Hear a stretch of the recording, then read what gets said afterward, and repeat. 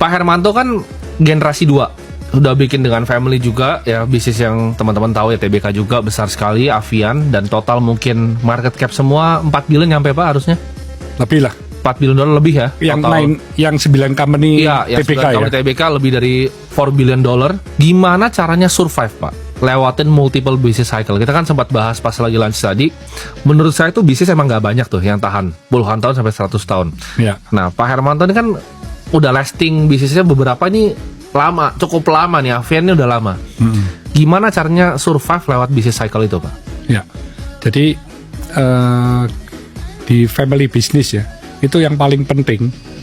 Itu kita jangan hanya memberikan kekuasaan kepada kita punya darah daging atau anak cucu ya, tapi berdasarkan dari kompetensi. Mereka itu kompeten nggak untuk menjalankan atau membesarkan sebuah perusahaan.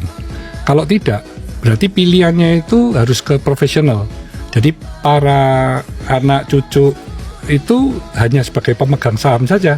Dia bisa menikmati dividen dari keuntungan perusahaan.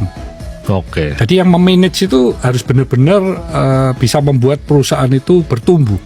Cara bisa bedainnya antara anak ini ibaratnya kompeten atau enggak itu bagaimana Pak? Karena kan saya lihat banyak konglomerat ini generasi 3 tuh banyak yang udah drop. Jadi misalnya generasi 1 bikin, gen 1 bikin, gen 2 tuh besarin, gen 3 nih ngancurin. Bener gak sih Pak mitos itu? Betul. Saya lihat beberapa nih. Karena dari data yang bisa ke generasi kedua itu cuma 30%. Ya. Dari 2 ke 3 itu kan cuma 13%. 3 ke 4 cuma 3%. Memang benar. Jadi semakin lama semakin kecil. Ya. Karena akan dunia ini kan berputar. Ya. Jadi biasanya founder itu kan sangat ulet ya. Mereka struggle dari nol bisa gede. Ya. Nah pada akhirnya mereka mendidik anaknya itu sudah lebih manja gitu ya. Oke. Nanti anak ke cucu tambah manja lagi gitu ya. Nah itu yang membuat pada akhirnya anak maupun cucu itu tadi tidak setangguh dari founder. Oke. Karena mereka sudah nyaman hidupnya ya. Mau kerja lebih dari 10 jam aja, ngapain? Hidup kan cuma sekali, masa harus dinikmatin dong. Ya. Jadi mereka di zona nyaman ini tadi yang akhirnya yang dikorbankan perusahaannya. Dan bagi saya untuk melihat anak atau CEO atau profesional pun dia waktu menjalankan perusahaan itu harus punya roh atau soul di dalam perusahaan itu, ya.